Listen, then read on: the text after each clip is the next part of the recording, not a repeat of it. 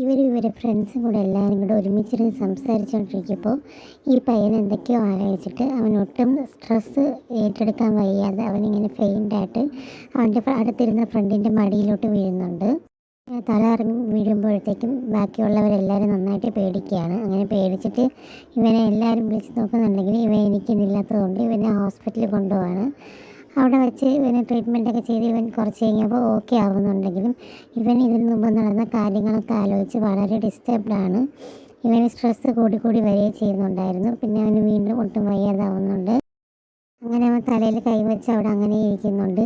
ഇതിനു മുമ്പ് സംഭവിച്ച കാര്യങ്ങളും ഇവൻ്റെ ഗേൾ ഫ്രണ്ട് ഇവനെ വഴക്ക് പറഞ്ഞതും അങ്ങനെയുള്ള എല്ലാ കാര്യങ്ങളും ഇവർ ആലോചിച്ച് വളരെ ഹേർട്ടായിട്ടാണ് അവൻ അവിടെ ഇരിക്കുന്നത്. അതൊക്കെ ആലോചിക്കും തോറും അവന് കൂടുതൽ ഒട്ടും വയ്യാതാവുന്നുണ്ട്. എന്നാലും അവനത് ആലോചിക്കുന്നത് നിർത്താതെ വീണ്ടും അത് തന്നെ ആലോചിക്കുകയാണ്. അങ്ങനെ ഒട്ടും വയ്യാതെ അവൻ തലയിൽ കൈവച്ചിരിക്കുമ്പോഴത്തേക്കും അവൻ്റെ ബാക്കിയുള്ള ഫ്രണ്ട്സ് എല്ലാവരും അവൻ്റെ അടുത്ത് വരികയാണ്. ബാക്കിയുള്ള ഫ്രണ്ട്സും അവൻ്റെ അച്ഛനും ഒക്കെ അവൻ്റെ അടുത്ത് വരുന്നുണ്ട്.